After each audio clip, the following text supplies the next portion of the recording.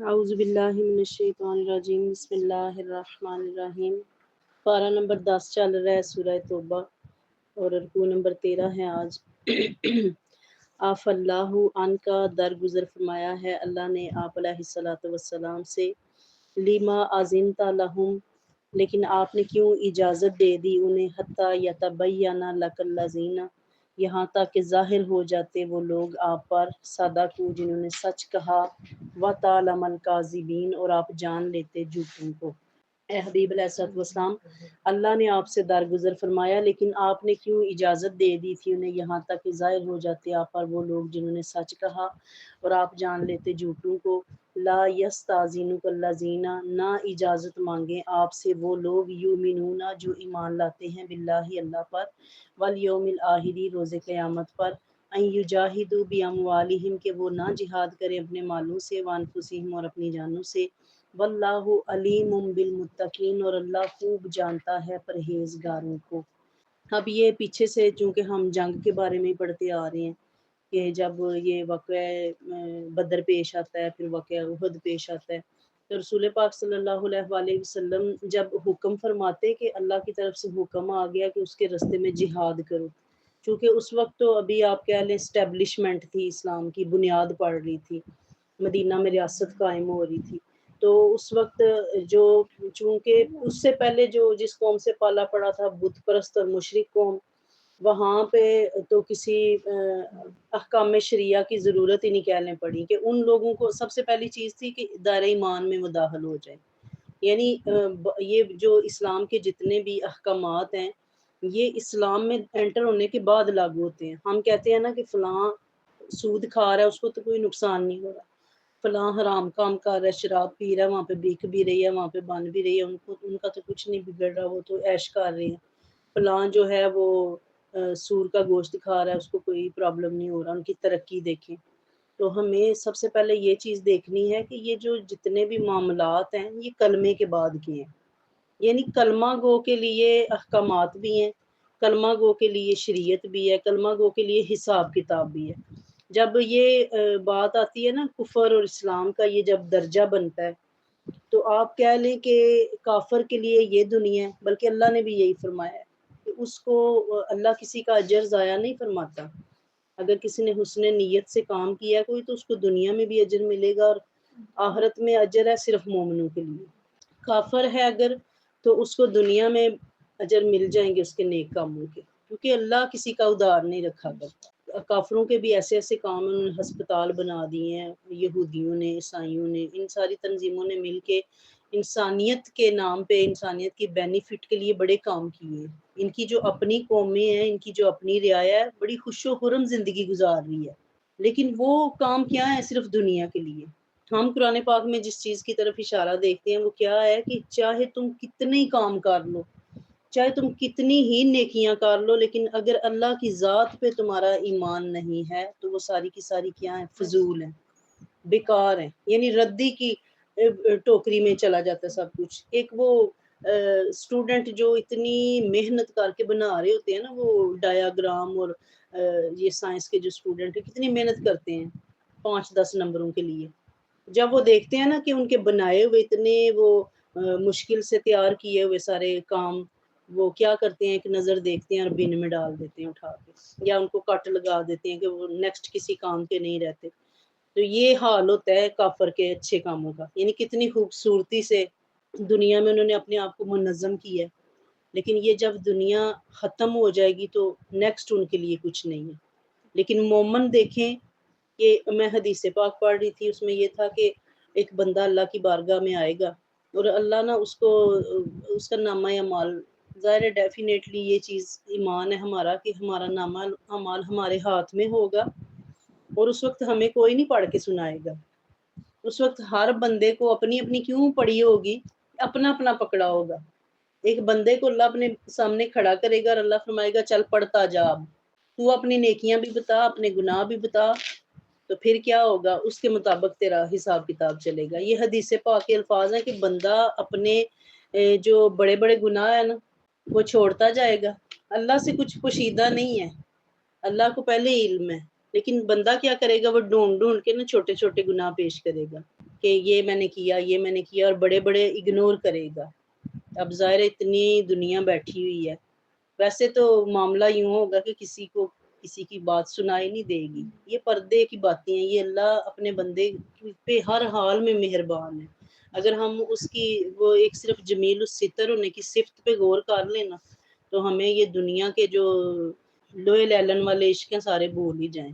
ہم اس کی ذات کے آگے سے سر اٹھانے کے قابل ہی نہ رہیں. اللہ کے بارے میں اگر سوچ لیں کہ وہ ہم سے کتنی محبت کرتا ہے تو بندہ وہ بڑے بڑے گناہ چھوڑتا جائے گا اور چھوٹے چھوٹے پڑھتا جائے گا. جب اللہ پوچھے گا نا بس، بندہ خاموش ہو جائے گا. بندہ کہے گا اتنے ہی. اب اللہ فرمائے گا کہ فرشتوں ادھر آؤ، اس کو یہ جتنے اس نے گناہ پڑے ہیں ان سب کے بدلے میں نا نیکیاں عطا فرما دو. تو بندہ بخلا جائے گا. یعنی اللہ جب فرمائے گا نا کہ اس کا فلاں ایک کام مجھے بڑا پسند ہے جو اس نے خالص میری رضا کے لیے کیا، یا اس کا فضل ہی جوش میں آئے گا کہ بندہ نادم ہے، شرمار ہے، پریشان ہے، اور اس پریشانی میں نا یہ پڑھ کے پورا سنا ہی کوئی نہیں پا رہا. تو اللہ فرمائے گا کہ اس کو یہ جو اس نے گناہ پیش کیے ہیں نا ان کے بدلے میں نا فلاں بھی نعمت دے دو، فلاں بھی جنت کی چیز دے دو. بندہ حیرت سے دیکھ کے گئے گا ٹھہرے ٹھہرے ابھی وہ بڑے بڑے رہتے ہیں. تو نبی پاک صلی اللہ علیہ وسلم یہ بیان فرماتے ہوئے نا مسکرائے. حدیث پاک کے الفاظ میں پڑھی تھی کہ سرکار مسکرائے یہاں تک کہ دندان مبارک ظاہر ہو گئے. ایسے نبی پاک صلی اللہ علیہ وسلم مسکرائے کہ یہ بندے کی مینٹیلٹی ہے، یہ لیول ہے، اور اللہ کا یہ لیول ہے. دیکھیں اس کی شان ہے نا کہ وہ چاہے تو نیکیوں کو گناہوں میں بدل دے، اس کی شان ہے وہ چاہے تو گناہوں کو نیکیوں میں ٹرانسفر کر دے. تو تم اس کی ذات سے مایوس نہ ہو. یہ بات ہو رہی تھی کہ کفار اور اسلام کی کہ یہ ساری جو پروٹوکول ہے نا، یہ ساری جو مزے ہیں یہ کلمے کے. یعنی جس انسان نے کلمہ پڑھ لیا لا الہ الا اللہ محمد الرسول اللہ، اور پھر اس نے ساری زندگی رب کے ساتھ کولی فیلی عملی کسی قسم کا شرک نہیں کیا. جب بندہ شرک نہیں کرتا تو پھر اللہ اس کا ہر گناہ ہی معاف کرنے کے لیے تیار ہو جاتا ہے. تو یہ اللہ تعالیٰ کی ذات نے سارے مزے، ساری کی ساری نعمتیں، آخرت کے جتنے انعامات ہیں سارے کے سارے مسلمان کے لیے رکھے. تو جب نبی پاک صلی اللہ علیہ وسلم اللہ کے کلمے کو بلند کرنے کے لیے آواز دیتے نا کہ اللہ فرما رہا ہے کہ جاہدوا فی سبیل اللہ باموالہم وانفسہم، کہ وہ جہاد کریں اللہ کے راستے میں اپنے مالوں سے بھی اور اپنی جانوں سے بھی. تو کئی ایسے نفوس تھے جو یہ نہیں کہتے تھے کہ سرکار گھر دا دروازہ بند کر رہا بھی، اتنی بھی اجازت نہیں مانگتے. وہ کہتے تھے کہ ہم حاضر ہیں. اجازت اگر مانگتے بھی تھے تو کس لیے؟ ابو بکر اور عمر جیسے اور عثمان غنی جیسے، علی المرتضیٰ جیسے مانگتے تھے کہ جو گھر میں چیزیں پڑی ہیں وہ بھی نہ اٹھا لائیں، مال کے ذریعے بھی مطلب جہاد ہو جائے. صرف یہ تھا. لیکن وہاں پہ کچھ ٹولے ایسے بھی تھے جو زبان کا کلمہ پڑھتے تھے، زبانی کہتے تھے کہ ہم سرکار صدقے جاواں پر کام نہ آواں والا صاحب تھا کہ ہم حاضر ہیں. ہماری زندگی میں ایسے لوگ ہوتے ہیں جو ہمارے ساتھ یوں ہوتے ہیں کہ لگتا ہے کہ ان میں اور ہم میں کوئی فرق ہی کوئی نہیں ہے. یہ میں جتھے آواز دیتی ہوتے حاضر، لیکن ایسے ہوتے ہیں کہ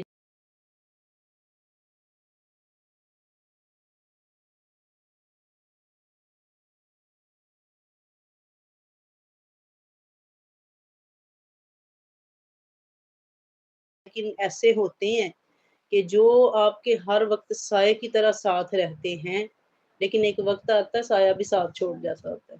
صرف اللہ کی رحمت ہی ساتھ رہ جاتی ہے. وہ جس پہ بڑا مان ہوتا ہے نا وہ بندہ سب سے پہلے غائب ہو جاتا ہے، یا وہ سیدھا سیدھا ہی کہہ دیتا ہے میرے کو کچھ نہیں تیرے واسطے. تو یہ ایسی تکلیف نبی پاک صلی اللہ علیہ وسلم نے بھی اٹھائی ہے. اگر ہم اٹھاتے ہیں تو کہہ لیں عین سنت پہ عمل کرتے ہیں. ایسے منافق ہوتے تھے جو عذر لے کے آتے. عذر کیا لے کے آتے؟ سرکار گھر بڈھی اماں ہے، پریشان ہے تے کی کراں، پھر کوئی پانی بھر کے دینے والا نہیں، کوئی ڈنگر چارنے والا نہیں. یہ عذر ہو گیا. کوئی آتا سرکار بچہ بیمار ہے، کوئی آتا سرکار بیوی بیمار ہے. یہ کیا تھے؟ یہ منافقوں کے عذر تھے. کیا اللہ کا رسول نہیں جانتا تھا؟ نبی پاک صلی اللہ علیہ وسلم کی بارگاہ میں کسی صحابی حاضر ہوتے ہیں، آ کے عرض کرتے ہیں یا رسول اللہ صلی اللہ علیہ وسلم میرا دل کرتا ہے میں جہاد پہ. اور سرکار نے پوچھا کہ گھر میں کون ہے؟ تو انہوں نے جھجکتے ہوئے ڈرتے ہوئے عرض کی کہ سرکار گھر میں بوڑھی. سرکار نے پوچھا اور کوئی والی وارث؟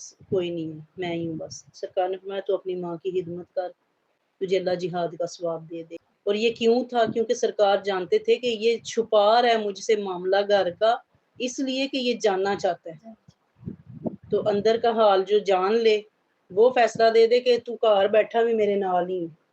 اب جہاد کا ثواب کسے ملنا ہے؟ جو میدان میں آ گیا، لیکن آمنہ کا لال اسے گھر بیٹھے ہی عطا فرما رہا ہے۔ تو یہ میٹر کیا چیز کرتی ہے؟ ہماری نیتوں کا کھوٹ۔ یہ قرآن پاک کی آیتیں بیان کر رہی ہیں کہ منافقین بارگاہ رسالت میں حاضر ہوتے اور جہاد میں شرکت نہ کرنے کے لیے عذر بیان کرتے۔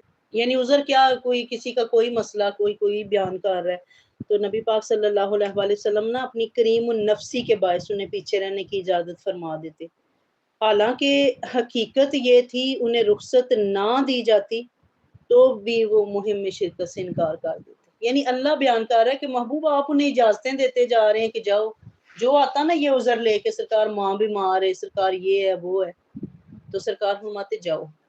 تو اللہ کیا فرما رہا ہے کہ آپ انہیں نہ بھی نہ منع کرتے، یا آپ اجازت دے دیتے کہ تم جاؤ گھر میں، تو انہوں نے پھر بھی نہیں آنا تھا۔ تو آپ دیکھیں تو صحیح اللہ کیسے ان کو الگ کرتا ہے، منافقوں کو کیسے الگ کرتا ہے۔ اور اہل عرب کا دستور تھا کہ جب کسی کی عزت اور توقیر کا وہ ہوتا تو وہ کہتے اِنَّ ذَلِكَ يَدُلُّ عَلَى مُبَالِغَةِ اللَّهِ فِي تَعْظِيمِهِ وَتَوْقِيرِهِ، یعنی اللہ رب العزت کی ذات اپنے محبوب کی جو عزت اور توقیر میں اضافہ فرما رہا ہے کہ محبوب یہ آپ سے اجازتیں تو مانگ رہے ہیں لیکن اللہ جانتا ہے ان کے دلوں کے حال کیا ہیں۔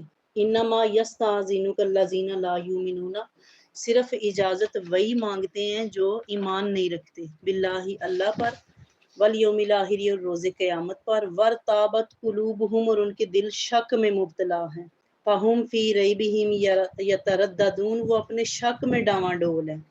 یعنی شک کیا ہے؟ روز قیامت پہ شک ہے کہ یہ مرنے کے بعد نہ اٹھے تو کیا ہوگا۔ یہ کہہ رہے ہیں آپ کو جنتیں بھی ملیں گی، یہ کہہ رہے ہیں آپ کو حوریں بھی ملیں گی، یہ کہہ رہے ہیں آپ کو نعمتیں بھی ملیں گی، تو یہ ڈاواں ڈول ہو گئی۔ جب ایمان ہی شک میں، ایمان اور شک کبھی اکٹھے نہیں رہتے، جس دل میں شک آتا ہے نا وہاں سے ایمان رخصت ہو جاتا ہے۔ یہ ایک قادیانی کے بارے میں واقعہ پڑھ رہی تھی کہ ایک بندہ اپنے دین سے پھر گیا، مرتد ہو گیا، اس نے اس کو غلام احمد قادیانی کو نبی مان لیا، بڑا پڑھا لکھا بندہ تھا اور بڑا ویل آف بندہ تھا۔ کہ اسلام کا سرمایہ ہوتے ہیں ایسے لوگ جو عقل بھی رکھتے ہوں، جن کے پاس مال بھی ہو، جن کا ایمان بھی مضبوط ہو، ایسے لوگ دین میں سنبھالے جانے کے قابل ہوتے ہیں۔ اچھا، ہر عالم دین اس کے پاس گیا ہے، امام مسجد گیا ہے، مولوی گیا ہے، دم درود کیے ہیں، وظیفے کیے ہیں، بحث کیا اس کے ساتھ، کوئی اسے راہ راست پہ نہیں لا سکا۔ ایک پروفیسر تھے، انہیں کسی نے بتایا کہ ایسے یہ بندہ بڑا اچھا تھا لیکن قادیانیت کی طرف مائل ہو گیا۔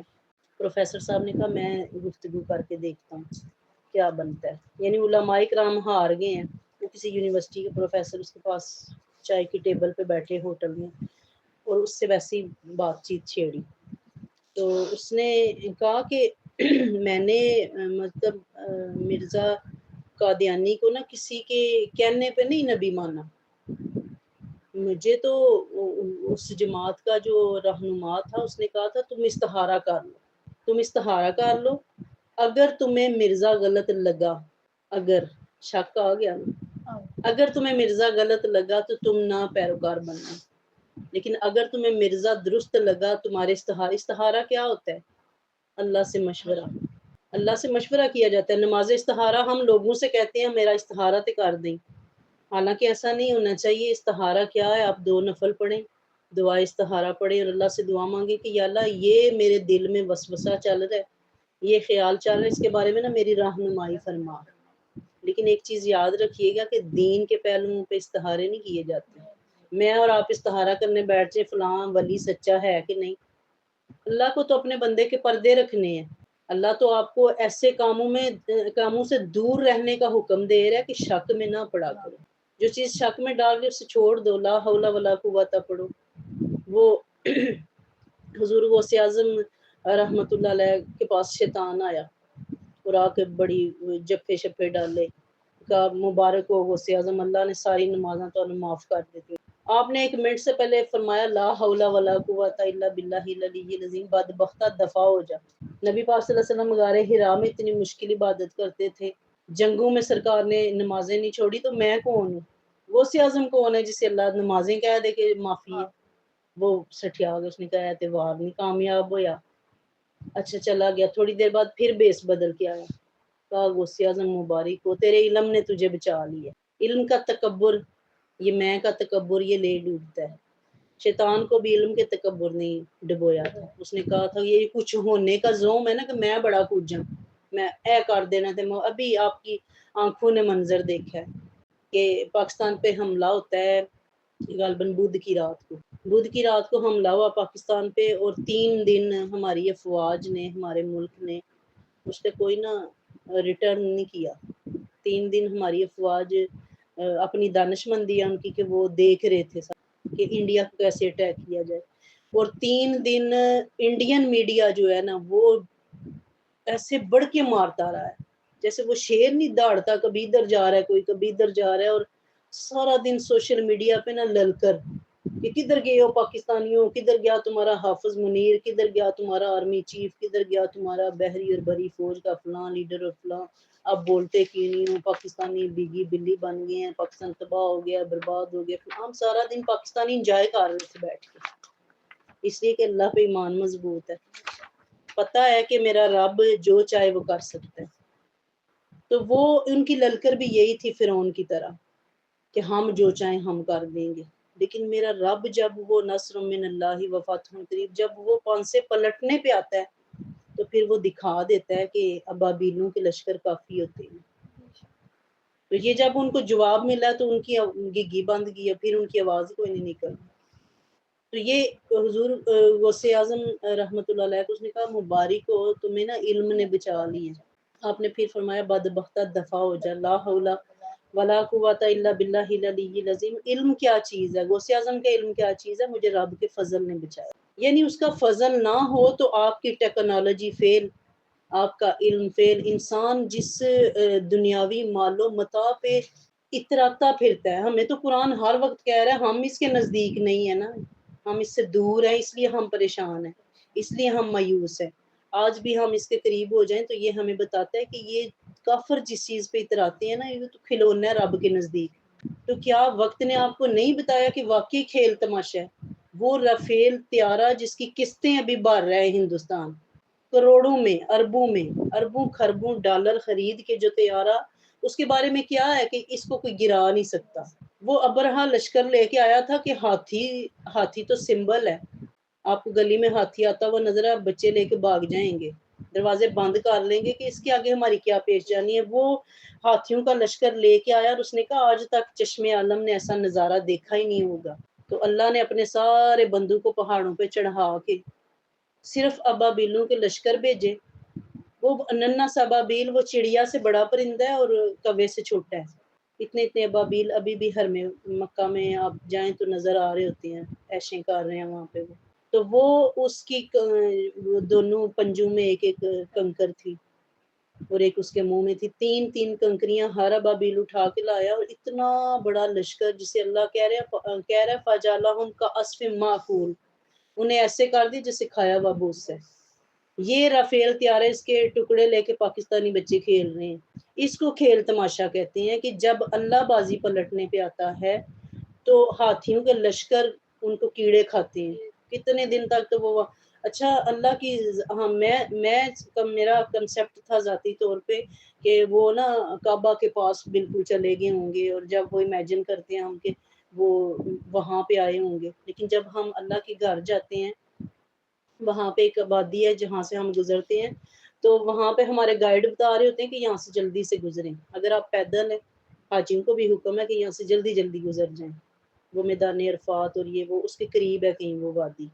تو جب ہم گائیڈ سے پوچھتے ہیں کہ یہاں سے گاڑیاں بھی تیز بگاتے ہیں، یہاں سے بندے بھی جلدی گزرتے ہیں، کیا وجہ ہے؟ تو وہ بتاتے ہیں ادھر ہاتھی والوں پہ عذاب آیا تھا۔ یعنی وہ اتنے میل دور تھی وہ جگہ جہاں پہ اللہ نے اس لشکر کو روک دیا تھا کہ تم تو 1 انچ آگے نہیں جا سکو گے، اس کی منشا نہ ہوئی تو یہ اللہ کی قدرتیں ہیں، یہ اس کی کاریگری ہیں جن کو بندہ چیلنج نہیں کر سکتا۔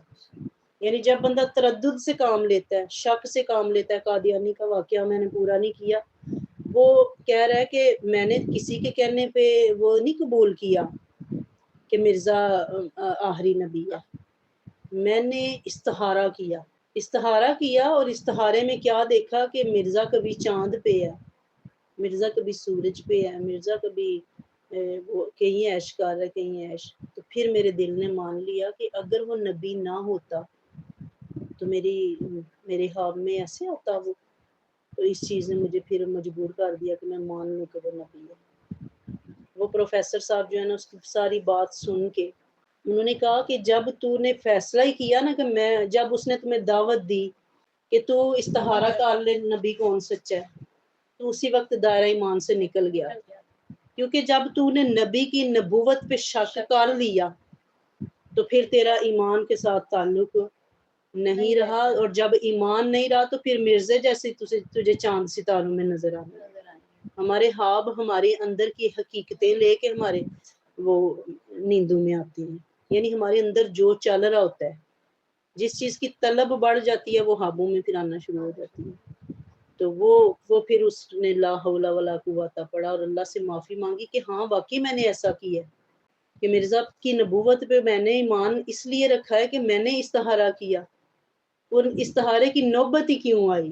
یعنی استخارے آپ کرتے ہیں جب آپ کو شک ہوتا ہے کہ پتہ نہیں یہ کام ٹھیک ہے یا نہیں، لیکن دین کے معاملوں میں استخاروں کی اجازت نہیں ہے. آپ نے کاروبار کرنا ہے آپ استخارہ کریں، آپ نے شادی کرنی ہے بچوں کی آپ استخارہ کریں، آپ نے کسی کے بہن بھائی کے رشتے کے لیے کہیں بات چلانی ہے تو پہلے استخارہ کریں.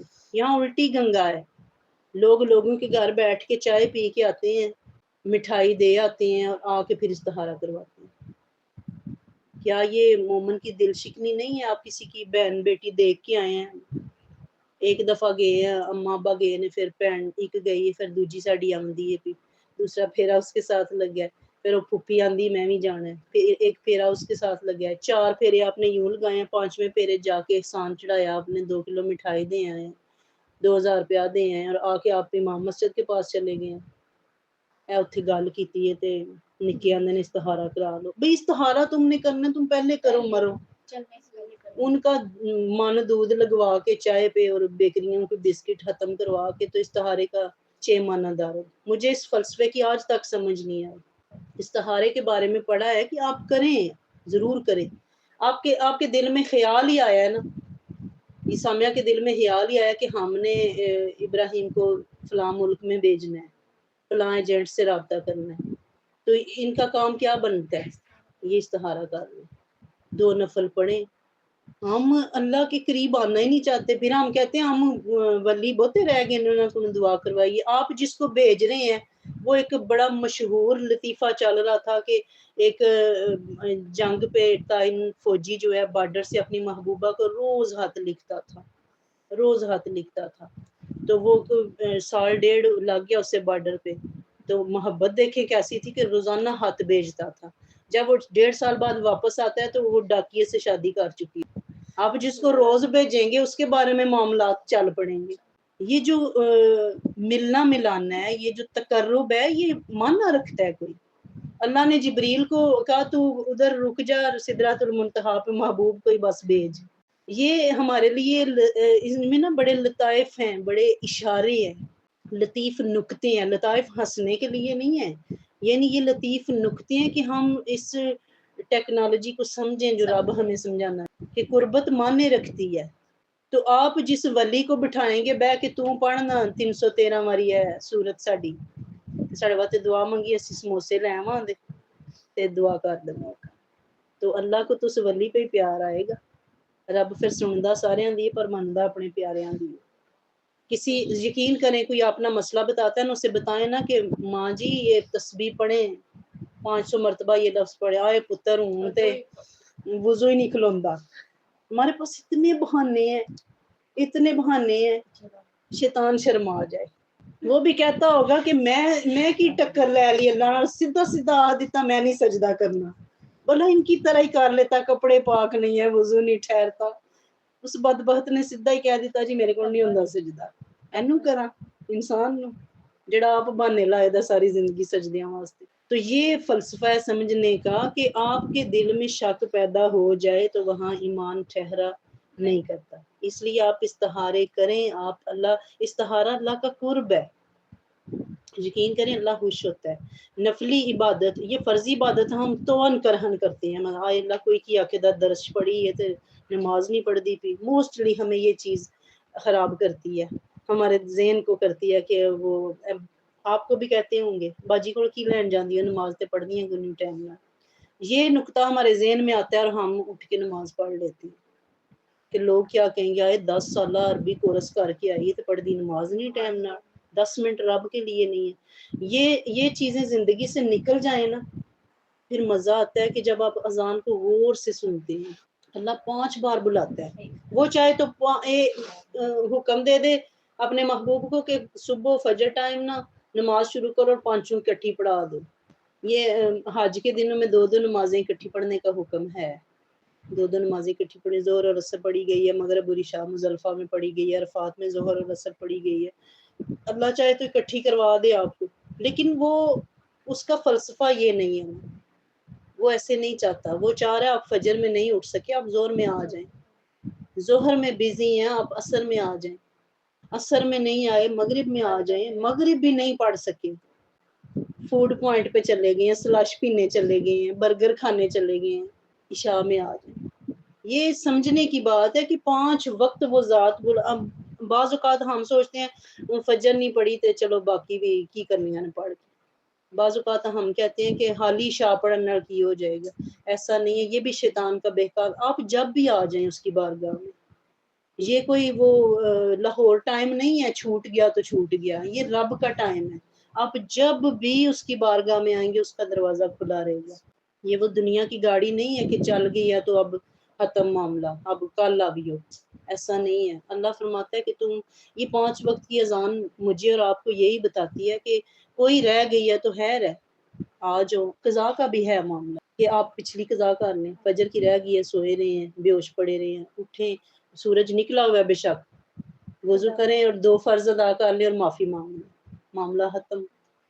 ہم بندے کو بتا رہے ہوتے ہیں آئے اللہ اٹھیا نہیں گیا تو فجر بھی کوئی نہیں پڑی، حالانکہ یہ سراسر آپ کا اور آپ کے رب کا معاملہ ہے، جب وہ پردہ پوش ہے تو ہمیں کیوں ہم اپنے پردہ دریاں کرتے ہیں، اس لیے انسان کو حکم ہی نہیں ہے کہ اللہ فرماتا ہے وَارْتَابَتْ قُلُوبُهُمْ فَهُمْ فِي رَيْبِهِمْ يَتَرَدَّدُونَ کہ جو شک میں مبتلا ہیں ان کے دل تو وہ اپنے شک میں ڈاواں ڈول ہے، یعنی ہم خود ہی شک میں پڑ جاتے ہیں کہ نہیں ہون پڑی تھوڑا ہم لوگوں سے پوچھ رہے ہوتے ہیں کہ وقت ہے نماز دا، آپ کا دل نہیں کہہ رہا کہ ہے وقت، اصل میں 10 منٹ ہے تو ظہر کا تو وقت چلا گیا، آپ سے کس نے کہہ دیا چلا گیا، مولوی تو کہے گا آپ کو ملا روکے گا، آپ کو فلسفے بتائے گا، لیکن آپ کا اگر دل کہہ رہا ہے کہ میں پڑھنا تو قبول ہو جائے گی تو اچھا نہیں آپ کا دل مان رہا کہ نہیں ہوں تے ویلے دی نماز کے ویلے دیاں ٹکرانا، یہ ہمارے اپنے بنائے ہوئے محاورے ہیں، اللہ نے نہیں فرمایا، وہ تو کہہ رہا آپ جب آ جاؤ اس سے معافی مانگ لو، وہ معافی کا در کھلا رکھتا ہے، ایسا بھی نہیں معاملہ تو ٹھیک ہے عصر کی اذان ہو گئی ہے تو آپ پہلے ظہر قضا کر لیں، اس نے تو دیا ہوا ہے نا معاملہ، لیکن ہم لوگوں سے معاملے ڈسکس کر کے خراب کر کے پھر اس تک آتے ہیں، تو اللہ ہمیں سمجھنے کی توفیق عطا فرمائے۔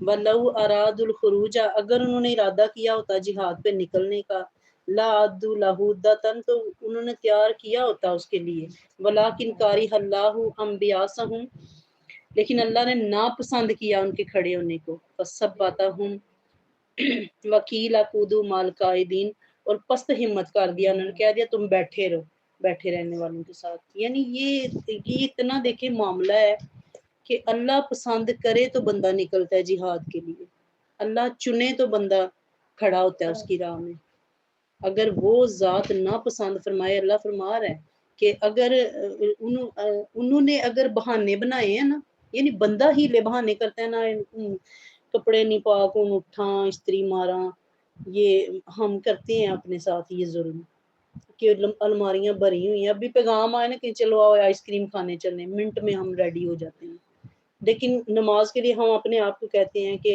چلو پھر نہواں دی پھر کپڑے استری ہون دے تو پھر اثر تو پڑھ لوں گے ظہر ٹائم ہم سو جانے ہیں، یہ اگر ہم یہ سوچ لیں نا کہ یہ ہم نے ہیلا کیا تو اللہ تعالیٰ نے ادھر ہی فرما دیا اقعدوا مع القاعدین بیٹھے رہو، بیٹھے رہنے والوں کے ساتھ، یہ آیت مبارکہ یہ کسی مولوی کا فتویٰ نہیں ہے، بندہ ادھر بہانہ کرتا ہے سوچتا ہی ہے ادھر اللہ کی بارگاہ سے رد ہو جاتا ہے۔ اور اگر بندہ سوچے کہ ویسے بھی تے کپڑے بدلنے ہی، اٹھوں غسل کروں کپڑے پاک پہنوں اللہ کی بارگاہ میں سجدہ ریزی کر لوں، اللہ اسی وقت خوش ہو کے نا بندے کو وہ طاقت دے دیتا ہے، خوش ہو جاتا ہے، اور اللہ فرماتا ہے کہ فرشتوں اس کے لیے آسانی کر دو، اس کے وقت میں برکت کر دو۔ پھر کیا ہوتا ہے، ہم فجر کی ہماری بڑی بوڑیاں کہتی ہیں کہ اتنا وہ پتر اور تھی کر کے ہمیں کہہ رہی ہوتی ہیں کہ پتر فجر دے ویلے اٹھیے نا تے فٹافٹ ہی کام نبڑ جاندے ہیں، ایسا ہی ہوتا ہے، ہم سوئے رہتے ہیں اور ہمارے کام سارا دن چلتے رہتے ہیں۔ اور وہ لوگ میں نے ذاتی طور پہ بھی مشاہدہ کیا، وہ لوگ جو فجر میں اٹھ کے سوتے نہیں ہیں نا، ان کے 8 ساڑھے 8 تک حد سارے کام ختم ہو گئے۔ تو یہ جو برکتیں ہیں یہ کون دیتا ہے؟ رب۔ جب ہم اس کا نام لیتے ہیں، وہ تو کہتا ہے فذکرون یذکرکم، بندہ اٹھتا ہی، دیکھیں اذان ٹائم کتنے خوش بخت ہیں وہ لوگ جو اذان سے پہلے بھی اٹھے ہوتے ہیں، لیکن جو اذان کی آواز آتی ہے بغیر کسی الارم کے اٹھ جاتے ہیں اس کی پکار پہ، اور پھر اپنا بستر بھی ساتھ ہی اٹھا دیتے ہیں، تو اللہ ان کے ڈیفینیٹلی کاموں میں برکت دے دیتا ہے۔ اور اگر بندہ بہانے بناتا ہے تو پھر اللہ بھی فرماتا ہے جاؤ بیٹھے رہو بیٹھے رہنے والوں کے ساتھ، لو حراجو فیکم ما زادوکم الا خبالا، اگر نکلتے تمہارے لشکر میں تو نہ زیادہ کرتے، الا خبالا، سوائے فساد کے۔ اللہ منافقین کا بتا رہا ہے کہ محبوب ہے تیرے نال بھی ہوندے تھے نہ فساد ہی برپا کرنے۔ ولا اودع خلالکم، بعض اوقات ہماری زندگی میں ایسے لوگ ہوتے ہیں جن کے بارے میں ہم سوچتے ہیں نہ ہی ہوندا پہ چنگا سی، ہر جگہ پہ فساد، ہر جگہ پہ لڑائی، ہر جگہ پہ جھگڑا، ہر مزے کے کام میں بے سوادی، تو ایسے ساتھ سے تو پھر ایسے آنے سے بہتر تھا نہ آنا تیرا، کہ بے سوادے پھر اللہ انہوں نے کوزے ہی پائی رکھے۔ ولا اودع خلالکم یبغونکم الفتنۃ، اور دوڑ دھوپ کر کے تمہارے درمیان فتنے ہی پیدا کرتے۔ یہ جنگوں کی بات نہیں ہے، یہ ہماری معاشرتی زندگی کے بھی یہی قاعدے ہیں کہ کچھ لوگ ہوتے ہیں ایسے زندگی میں کہ جن کا ہونا ہی صرف تسلی کا باعث ہوتا ہے کہ یار نال ہے تے خیر ہی ہے، اور کچھ ایسے ہوتے ہیں کہ بندہ ڈرا ہی رہتا ہے اے ہون گینگڑ پیا تے ہون پیا۔ وفیکم سماعون لہم، اور تم میں ان کے جاسوس اب بھی موجود ہیں، واللہ علیم بالظالمین، اور اللہ خوب جانتا ہے ظالموں کو۔ یہ یقین کریں یہ ہنسنے کی بات نہیں، یہ حقیقت میں ایسا ہوتا ہے۔ لقد ابتغوا الفتنۃ من قبل، اے حبیب علیہ الصلوۃ والسلام، وہ کوشاں رہے فتنہ انگیزی میں اس سے پہلے بھی، وقلبوا لک الامور، اور الٹ پلٹ کرتے تھے آپ کے لیے تجویزیں، حتی جال حق، یہاں تک کہ حق آ گیا، وظاہر امر اللہ، اور غالب ہوا اللہ کا حکم، وہم کارہون، اور وہ ناخوش تھے۔ یعنی جب اللہ کا حکم آ جاتا ہے، جب فتنے فساد کی آگ ختم ہو جاتی ہے، جب امن ہو جاتا ہے، تو وہ منافق ہی ناخوش ہوتی ہیں، ہائے اللہ ہم نے تو کچھ اور سوچا تھا اور کچھ ہو رہا ہے۔ یہ میڈیا پہ کئی ایسے لوگ ہیں پاکستان میں بھی اور ہندوستان میں بھی جن کے منہ بنے ہوئے ہیں کہ اللہ جنگ رک گئی ہے، ہمارے بچوں کے تو بنے ہی ہیں کیونکہ وہ موجیں کر رہے تھے چھٹیوں کی، ان کو سینس نہیں ہے، لیکن جو سیاست میں بڑے بڑے ہیں ان کے منہ بن گئے ہیں، کیا اللہ کی ہو گیا ایتے مذاکرات تے آ گئی گل، اسی تے خوش ہے بھی ادھر بم ادھر گولیاں، یہ پتہ نہیں کہ جنگیں مذاق نہیں ہوا کرتی۔ سب سے میری نظر میں جو سب سے بڑا انسان کے لیے دنیا میں رہ کے عذاب ہے نا، وہ اپنا گھر چھوڑنا۔ ہم اپنی بیٹیوں کو لاکھوں کا جہیز دے کے، کوئی 30,000 دا تے میک اپ دلہن کرا کے جا رہی ہوتی ہے، اتنا خرچہ کروا کے بھیج رہے ہوتے ہیں، لیکن کبھی کسی نے آج تک نوٹس کیا کہ جاتے ہوئے رونا کیوں آ رہا ہوتا ہے؟ بھی اتنی خوشی اور جوش سے خرچے ہو رہے تھے، تیاریاں ہو رہے تھے، تیاریاں ہو رہی تھیں، یہ میں نے مائیوں پہ سوٹ پہننا ہے، یہ میں نے مہندی پہ پہننا ہے، یہ میں نے برائڈل شاور پہ پہننا ہے، یہ میں نے نکاح پہ پہننا ہے، کتنے مزے سے تیاریاں ہو رہی ہوتی ہیں، لیکن وہ آخری گھڑی جب آپ دلہن کو رخصت کر رہے ہوتے ہیں، بڑی کم اوچھی سی دلہنیں ہوتی ہیں جو چھڑاپی لگا کے گاڑی میں بیٹھ جاتی ہیں، موسٹلی جو ہے نا وہ ان کا دل ڈوبا جا رہا ہوتا ہے، وہ اتنی جدائی کی گھڑی مہنگی گھڑی ہوتی ہے۔ یہ بات میں کہہ رہی ہوں کہ گھر چھوڑنا کبھی بھی آسان نہیں رہتا، تو یہ جو جنگیں ہیں سب سے پہلا جو کام کرتی ہیں بندوں کو بے گھر کر دیتی ہیں۔ جو لوگ بارڈروں پہ ہیں یقین ہم جانتے ہیں کہ پاکستان میں آج بھی معیشت کا دار و مدار مال ڈنگر پہ ہے، یہ بھیڑ بکریاں چھوڑ کے اب گائیں بھینسیں تو نہیں ساتھ لے کے لوگ کیمپوں میں آ رہے، میں کل کس کی سن رہی تھی بات، وہ مجھ سے کہہ رہے تھے کہ جب اعلان ہوا ہم اپنے گھر سے نکلے تو ہم نے بینسیں کھول دی، گھر میں بینسیں تھیں وہ کھول دی، ان پہاڑوں کی طرف ہانک دیا کہ اگر زندگی رہی آگے تو ان کو ڈھونڈ لیں گے۔ یقین کریں مجھے یوں لگ رہا تھا دل ڈوبا جا رہا ہے ان کی بات سن کے، کیا اللہ یہ مال مویشی ان کی تو بندہ پنجابی میں کہتے ہوتے ہیں آوے مر جاتا ہے، کسی کی بکری بیمار ہو نا بندہ خود ساتھ بیمار ہو جاتا ہے۔ یہ مال ڈنگر کی محبت اتنی ہے، کیونکہ یہ محبت قرآن نے بیان کی ہے کہ انسان مال سے محبت کرتا ہے، انسان اولاد سے محبت کرتا ہے۔ ماں کا بچہ بیمار ہو اس سے فیلنگز آنے لگ جاتی ہیں کہ جیسے میں خود بیمار ہوں۔ وہ کہتی ہے رات کو بچہ وامٹنگ کرتا رہا ہے، اس کو موشن لگے رہے ہیں، بخار ہے، لیکن میرا سارا جسم ٹوٹ رہا ہے۔ تو یہ اس کی اولاد کی، جان کی، مال کی اور گھروں کی محبت ہے جو بندے کو اٹھنے نہیں دیتی۔ تو جنگیں کیا کرتی ہیں، ہم سے یہی سب کچھ چھینتی ہیں، بے سکونی میں مبتلا کر دیتی ہیں۔ تو یہ پہلی تو دعا یہ ہونی چاہیے کہ یا اللہ تو ہمیں ان فتنوں سے محفوظ فرمانا۔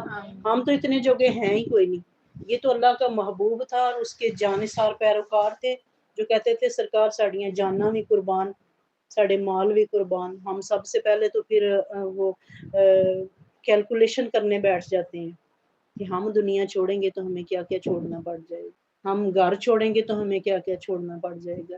تو اللہ تعالیٰ ایسے فتنوں سے محفوظ فرمائے۔ آمین۔ وَمِنْهُمْ مَن یقول اذن لی ولا تفتنی، اور ان میں سے بعض کہتے ہیں اجازت دیجیے مجھے کہ گھر ٹھہرا رہوں اور مجھے فتنے میں نہ ڈالیے، مجھے نہ آزمائیے۔ الا فی الفتنۃ سقطوا، خبردار فتنے میں تو وہ گر چکے، یعنی اللہ فرما رہا ہے کہ جان لو کہ وہ فتنے میں تو پڑ چکے۔ وَإِنَّ جَهَنَّمَ لَمُحِيطَةٌ بِالْكَافِرِينَ، بے شک جہنم کافروں کو گھیرے ہوئے ہیں۔ ان تصیب کا حسنۃ، اگر آپ کو کوئی بلائی پہنچے، تاسوہم تو بری لگتی ہے انہیں، وَإِن تصیب کا مصیبت، آپ پہ کوئی مصیبت آ جائے، یقولو تو کہتے ہیں قد اخذنا امرنا من قبل، کہ ہم نے پہلے ہی درست کام کر لیا تھا، وَيَتَوَلَّوْا وَهُمْ فَرِحُونَ، اور لوٹتے ہیں خوشیاں مناتے ہوئے۔ یعنی نقصان پہ، مسلمانوں کے نقصان پہ، نبی کے نقصان پہ خوش ہوتے ہیں اور خوشیاں مناتے ہیں۔ قُلْ لَن يُصِيبَنَا إِلَّا مَا كَتَبَ اللَّهُ لَنَا، آپ فرمائیے ہمیں تکلیف اتنی آئے گی جتنی اللہ نے لکھی ہے، ہوا مولانا، وہ ہمارا حامی ہے۔ وَعَلَى اللَّهِ فَلْيَتَوَكَّلِ الْمُؤْمِنُونَ، اور مومنوں کو کس پہ بھروسہ کرنا چاہیے؟ صرف اللہ پر۔ قُلْ هَلْ تَرَبَّصُونَ بِنَا إِلَّا إِحْدَى الْحُسْنَيَيْنِ، کیا تم منتظر ہو ہمارے متعلق کہ ہم مارے جائیں؟ یہ مرنا نہیں ہے۔ وَنَحْنُ نَتَرَبَّصُ بِكُمْ، اور ہم انتظار میں ہیں، ان یصیبکم اللہ بعذاب من عنده، کہ اللہ عذاب پہنچائے اپنے پاس سے، او بایدینا، یا ہمارے ہاتھوں سے۔ فتربصوا، تم بھی انتظار کرو، انا معکم متربصون، ہم بھی تمہارے ساتھ انتظار کرنے والے ہیں۔ یہ میں آرمی چیف کا بیان سن رہی تھی اور وہ کہہ رہے تھے کہ جتنا میڈیا شور کر رہا ہے، جتنا لوگ سٹھیائے ہوئے ہیں کہ پاکستان نے میزائل کس لیے رکھی ہیں، کیا کر رہی ہے ہماری فوج، یہ نہیں کیا وہ نہیں کیا، تو انتظار تو کرو۔ وہ کہہ رہے تھے کہ جب ہم جواب دیں گے تو پھر دنیا سنے گی بھی اور دیکھے بھی۔ ابھی تو انڈیا کی بڑکیں بس دنیا سن نہیں رہا ہے، لیکن جب پاکستان جواب دے گا تو پھر دنیا دیکھے گی بھی اور سنے گی بھی۔ تو یہی ہے نا، اللہ کی ذات نے حکم یہ دیا کہ فوراً ہی نا سٹھیا کے تو وہ اپنا نقصان کر بیٹھو۔ یہ جو ہندوستان کو دیا گیا ہے جواب، یہ عین اسلام کے مطابق دیا گیا ہے کہ سوچا گیا ہے، سمجھا گیا ہے، یوں نہیں کہ اٹھا کے بے تکی عوام پہ وہ سٹوروں میں اور بازاروں میں اور ان کی پارکوں میں اور ان کے سوئے ہوئے بچوں پہ حملہ کر دیا گیا، ایسا نہیں ہوا۔ آپ آج کھول کے وہ دیکھ لیں سارا نیٹ اور انڈیا کے نقصان کا اندازہ کرنا چاہیں تو آپ کو نظر آئے گا کہ پاکستانی جو فوج ہے اس نے حملہ کیا ان کے اسلحے کے ڈپو پہ، ان کے جو سائبر اٹیکس کیے گئے ہیں، ان کے جو ٹیکنالوجی کو فیل کیا گیا ہے۔ یہ جو چیز ریلیونٹ ہے، سوئے ہوئے بچوں پہ حملے کرنا کون سی اکڑ ہے اور کون سی نمبرداری ہے یا کون سی بہادری اور شجاعت ہے؟ آپ کا دین کبھی آپ دیکھیں تو صحیح، نبی پاک صلی اللہ علیہ وسلم نے جنگوں کے اصول بتائے ہیں کہ جنگ کرنے کے بھی اصول ہوا کرتے ہیں، کہ سوئے ہوئے بچوں پہ آپ میزائل چلا کے تو دنیا کو ناچ کے دکھا رہے ہیں کہ ہم بڑے تگڑی قوم ہیں۔ یہ کون سی دانش مندی ہے؟ علی اصغر کے گلے پہ تیر چلا کے تو یزید کی فوجیں للکار رہی تھی کہ ہم بڑے شجاع اور قوی ہیں۔ تو 6 ماہ کا بچہ اس پہ آپ حملہ کر کے تو کیا دنیا کو بتا رہے ہیں، کیا میسج دے رہے ہیں؟ یہ شجاعت اور بہادری نہیں ہے۔ شجاعت اور بہادری یہ نبی پاک صلی اللہ علیہ وسلم نے فرمایا کہ اپنے صحابہ سے کہ جنگ کرنے کے لیے جا رہے ہو، خبردار عورتوں پہ ظلم نہ کرنا، بچوں پہ ظلم نہ کرنا، بوڑھوں پہ حملے نہ کرنا، کھیتیوں کو نقصان نہ دینا۔ یہ جنگ کے رول ہیں۔ لوگ کہتے ہیں دین تلوار کے ذریعے پھیلا، نہیں، نبی پاک صلی اللہ علیہ وسلم تو جنگ میں بھی خیال رکھا کرتے تھے۔ حضرت سلیمان علیہ السلام کا لشکر جا رہا اور وہ ایک چیونٹی اپنی چیونٹی سے کہہ رہی تھی کہ جلدی جلدی بل میں گھس جاؤ، سلمان کا لشکر گزر رہا ہے، یہ نہ پاؤں کے نیچے آ جاؤ اور انہیں پتہ نہ چلے۔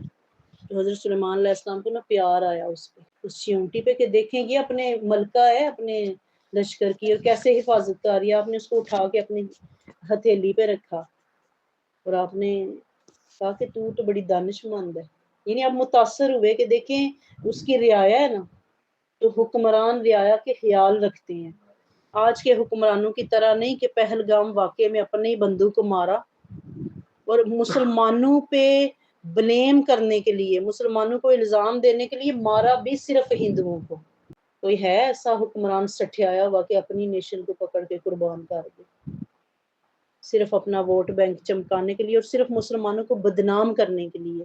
جبکہ میں اور آپ جانتے ہیں کہ ہمارا دین تو چیونٹیوں پہ بھی مہربانی کرنے کا حکم دیتا ہے۔ نبی پاک صلی اللہ علیہ وسلم ایک غزوہ میں تھے اور ایک صحابی نا بڑی خوشی سے وہ ایک فاختہ کے بچے اٹھا لائے تھے، پیارے لگے، تو فاختہ بے چین پھر رہی تھی۔ نبی پاک صلی اللہ علیہ وسلم نے فرمایا کہ یہ جہاں سے اٹھائے ہیں نا وہیں رکھ کے آؤ واپس، اس کی ماں بے چین ہے، انڈے اور بچے آپ اٹھا لائے ہیں تو وہ پریشان ہے۔ کہ یہ دین جو پرندوں کا اور جانوروں کا خیال رکھتا ہے۔ اونٹ نبی پاک صلی اللہ علیہ وسلم کی بارگاہ میں شکایت لے کے آتے تھے کہ یا رسول اللہ صلی اللہ علیہ وسلم، میرا مالک مجھ سے کام لیتا ہے اور مجھے پانی تک نہیں پلاتا۔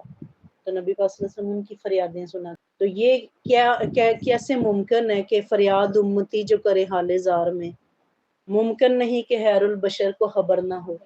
تو وہ تو جانتے ہیں۔ یہ مدینہ میں دعائیں ہو رہی ہیں کہ یا اللہ اسلام کی مدد فرما، پاکستان کی مدد فرما۔ تو آپ غور کریں نا کہ غزہ کے پاس پاکستان جیسی فوج نہیں ہے تو اس کا کیا حال کر دیا اسرائیل نے۔ سیریا کے پاس، شام کے پاس، یمن کے پاس، جن ممالک کے پاس ہمارے جیسی فوجیں نہیں ہیں، یہ اللہ تعالیٰ کا حکم ہے نا کہ تیاری رکھو دشمن کے مقابلے میں۔ تو ان کا اینٹ سے اینٹ بجا نہیں دی دشمن نے۔ تو اللہ تعالیٰ ایسے برے وقت سے بچائے۔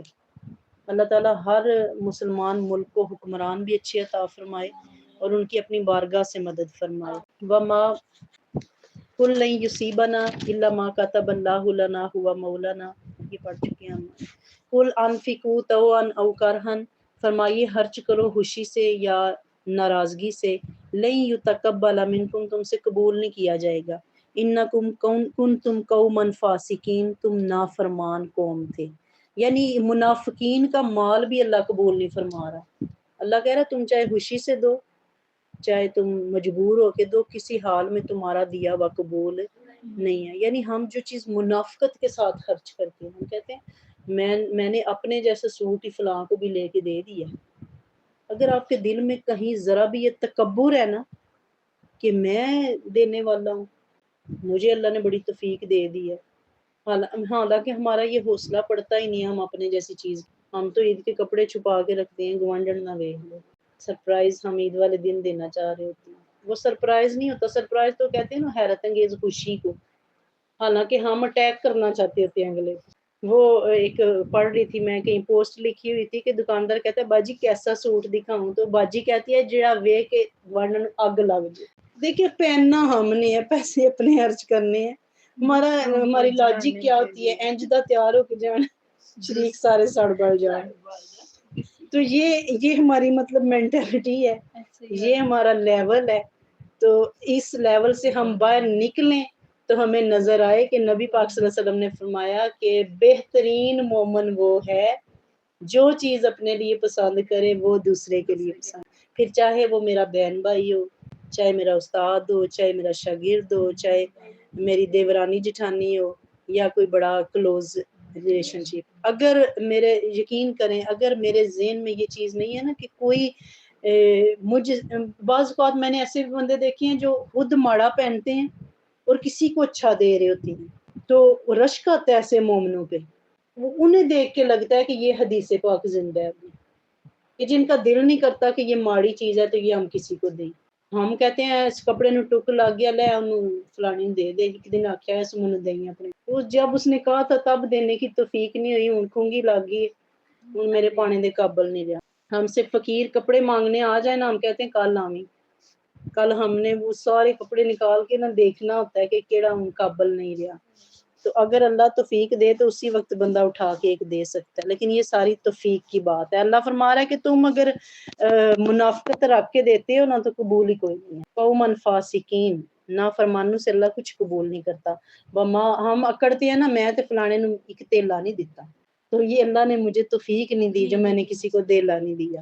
وما مانعہم ان تقبل منہم نفقاتہم، نہیں منع کیا انہیں کہ قبول کیے جائیں ان کے اخراجات، الا سوائے انہم کافروا باللہ، کہ انہوں نے کفر کیا اللہ کے ساتھ، وبرسولہ، اس کے رسول کے ساتھ، ولا یاتون الصلاۃ، رسول کے ساتھ نماز ادا کرنے کے لیے نہیں آتے، الا وہم کسالى، سست سست۔ یہ دیکھیں یہ چیز بھی اللہ تعالیٰ کے ہاں گنی اور دیکھی جا رہی ہے کہ کون خوشی سے نماز پڑھ رہا ہے اور کون مارے باندھے آ رہا ہے، آئے کوئی کی آنکھیں دا نہ پڑا۔ بعض اوقات ایسے ہوتا ہے گھر میں ہم نہیں پڑھتے، کہیں مہمان جائیں تو اور نہ پڑھ لیتے ہیں کہ کوئی یہ نہ کہے لے بی بی بس برقع ہی پا کے پھر دیے پی، تو ایسی نمازوں کو بھی اللہ لپیٹ سپیٹ کے منہ پہ مارے گا۔ وہم کسالى، اللہ فرمان نماز ادا کرتے ہیں لیکن سستی کے ساتھ، ولا ينفقون، خرچ نہیں کرتے، الا وہم کارہون، مگر ناخوش، یعنی خوشی کے ساتھ کچھ اللہ کی راہ میں دینا اور معاملہ ہے، اور منہ بنا کے دینا اور معاملہ ہے۔ پھر اللہ کو لینا آتا ہے، جب ہم کہتے ہیں نا انا للہ و انا الیہ راجعون، تو اس کا مطلب صرف یہ نہیں ہے کہ میں نے غسال کے پھٹے پہ آنا ہے، اس کا مطلب ہے کہ میرا مال بھی رب کا ہے، میری جان بھی رب کی ہے، میری اولاد بھی رب کی ہے، وہ جب چاہے۔ مال بھی ہمیشہ نہیں رہتا، سدا نہ باغی بلبل بولے، سدا نہیں باغ بہاراں، سدا نہ ماپے حسن جوانی، سدا نہیں صحبت یاراں، کہ ہر چیز ہی بالکل ایپس، اور انسان کچھ نہیں کر سکتا، سب کچھ تباہ و برباد ہو جاتا ہے، بیٹھے بٹھائے اتنی بڑی عمارات راک کا ڈیر بن جایا کرتی ہیں، تو وہ رب ہے نا، وہ جو چاہے کر سکتا ہے۔ فلا تعجبک اموالہم ولا اولادہم، تعجب میں نہ ڈالیں ان کے مال اور ان کی اولاد تمہیں، انما یرید اللہ لیعذبہم بہا فی الحیات الدنیا، اللہ چاہتا ہے کہ انہیں عذاب دے دنیاوی زندگی میں بھی، وتزہق انفسہم، اور ان کا سانس نکلے اس حال میں، ہم کافرون، وہ کافر ہوں، یعنی ہم بھی متاثر ہیں، میں اور آپ اس یورپ کے متاثرین میں سے ہیں کہ اتھے یہ 2 دن جنگ لگی، ہم کہتے ہیں کسی باہر دے ملک کی ٹوٹ جائے دا سکون نہ روی دا، ہاں، کیونکہ ہمیں تعجب ہے کہ وہ ان کی سڑکیں دیکھیں، ان کے نظام دیکھیں، ان کے ہاسپٹل دیکھیں، ان کے کمال دیکھیں۔ اللہ کہہ رہا ہے کہ تعجب میں نہ پڑو ان کی اولاد اور مال کی کثرت دیکھ کے، اللہ چاہتا ہے کہ انہیں عذاب دے دنیاوی زندگی میں۔ ہر کسی کے لیے مال بینیفیشل نہیں ہوتا، ہر کسی کے لیے اولاد قابل رشک نہیں ہوتی، کئی بار ایسے ہوتا ہے کہ انسان بڑا گڑ گڑا کے، میں نے ایسے بھی بندے دیکھے ہیں جو کہتے ہیں کہ یا اللہ مجھے بیٹا دے دے، میں پیدل حج کروں گا، اور وہ بیٹا ہی باپ کو ٹھڈے مار رہا ہوتا ہے۔ ہر کسی کے لیے اولاد راحت نہیں بنتی، اللہ فرما رہا ہے کہ اللہ چاہتا ہے کہ انہیں عذاب دے، تو جنہیں وہ دنیا میں عذاب دینا چاہتا ہے انہیں مال بھی کثیر دے دیتا ہے، انہیں اولاد بھی کثیر دے دیتا ہے۔ وَيَحْلِفُونَ بِاللَّهِ إِنَّهُمْ لَمِنْكُمْ، قسمیں اٹھاتے ہیں کہ تم میں سے ہیں، تمہارے ساتھ ہیں، وَمَا هُم مِنْكُمْ، حالانکہ وہ تم میں نہیں ہیں، وَلَكِنَّهُمْ قَوْمٌ يَفْرَقُونَ، لیکن وہ ایسی قوم ہے جو ڈرتے رہتے ہیں، یعنی ڈرتے کس بات سے ہیں کہ مسلماناں دے نال حمایتی نہ بنے تے نقصان پہنچائیں گے، تو اگر کافروں کا ساتھ نہ دیا تو وہ نقصان پہنچائیں گے۔ اللہ تعالیٰ ان کی یہ سائیکی بیان فرما رہا ہے۔ یہ نبی پاک صلی اللہ علیہ وسلم سے بات شروع ہوئی ہے کہ ان کے پاس آتے تھے منافق کہ سانو نہ جہاد دے لے کے جاؤ، سانو نہ آزمائش وچ پاؤ، یہ آگے ان کا سارا پھر معاملہ چلتا آ رہا ہے۔ لو یاجدون مل جان او مغارات، اگر مل جائے انہیں کوئی جائے پناہ یا کوئی غار، او مدخلن، یا گھس بیٹھنے کی جگہ، لولوا الیہ وہم یجمعون، تو دیکھیے گا منہ پھیر لیں گے اس طرف منہ زوری کرتے ہوئے۔ وَمِنْهُمْ مَن يَلْمِزُكَ فِي الصَّدَقَاتِ، اور بعض ان میں سے ایسے ہیں تان کرتے ہیں آپ پہ صدقات کی تقسیم کے بارے میں۔